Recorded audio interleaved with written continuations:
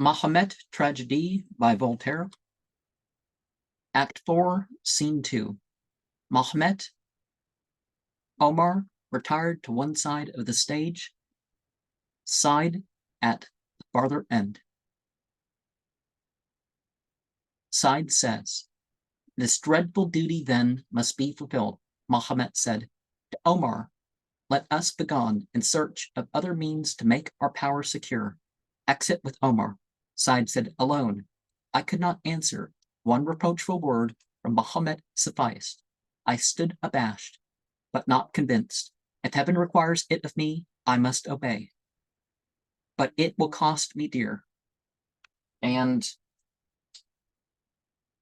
like in the Book of Mormon, the Bhagavad Gita, a bunch of things, doing what's right is not always easy, hence the term jihad.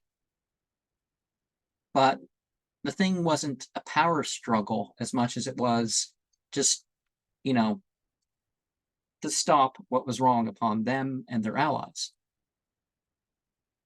I remember this hymn from my youth. "I will go, I will do the things the Lord commands. I know the Lord will find a way, he wants me to obey." And all that sort of stuff.